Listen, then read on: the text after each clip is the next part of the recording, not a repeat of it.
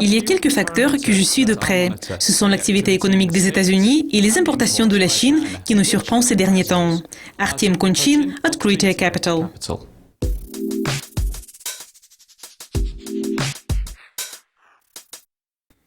Les prix du pétrole ont chuté à leur plus bas sur 3 mois à cause des inquiétudes que l'offre excédentaire mondiale de pétrole brut pourrait affaiblir les prix. Pensez-vous que les prix continuent à reculer ou commencent à augmenter? Je ne pense pas que nous soyons confrontés à un nouvel effondrement des prix. Je pense que ce marché va rester faible pour un certain temps, peut-être pour 2-3 mois. Nous observons une forte expansion de l'activité en aval en Asie et aux États-Unis.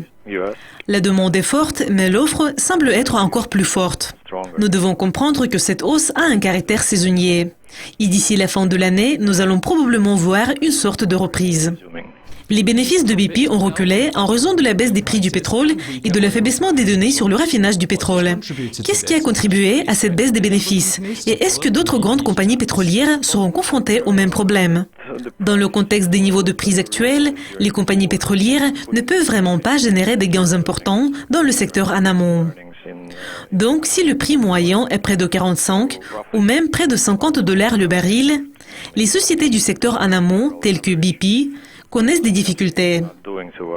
Je pense que beaucoup de grandes entreprises vont probablement se retrouver dans une situation pareille. J'ai analysé par exemple les données de Exxon. La société connaît également des difficultés et ne peut pas recevoir de bons bénéfices si les prix du pétrole reculent au-dessous de $50 le baril.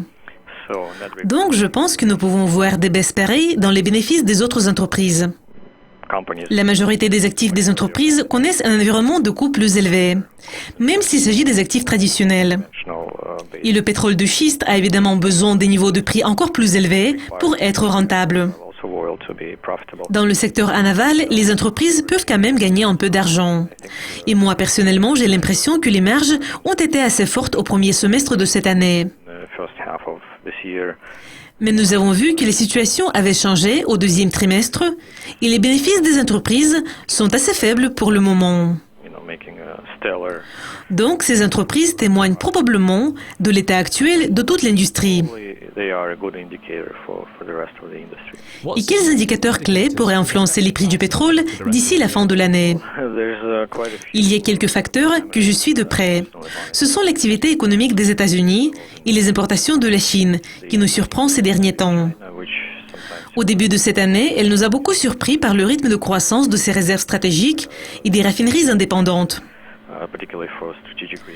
Et ce qui est également important, ce sont les décisions en matière d'investissement que prennent les entreprises. Elles investissent dans l'activité du secteur en aval. Donc, nous devons suivre de près un ajustement saisonnier et les données sur les raffineries pour voir comment la demande va influencer les activités du secteur en aval. Parmi d'autres facteurs importants, on peut citer la trajectoire de la production américaine, les décisions de l'OPEP et les reprises de la production du Nigeria et du Canada. Au premier semestre, pendant une longue période de temps, les productions du Nigeria et celles du Canada sont restées au même niveau. Donc, comme nous voyons, il y a quelques facteurs qui influencent ce marché. Il ne s'agit pas d'un seul facteur qui détermine la direction des prix du pétrole. Artem, merci de vos commentaires. Cela conclut le coin des matières premières d'aujourd'hui. Restez à l'écoute de Lucascopy TV tout au long de la semaine pour découvrir plus de nouvelles. Au revoir.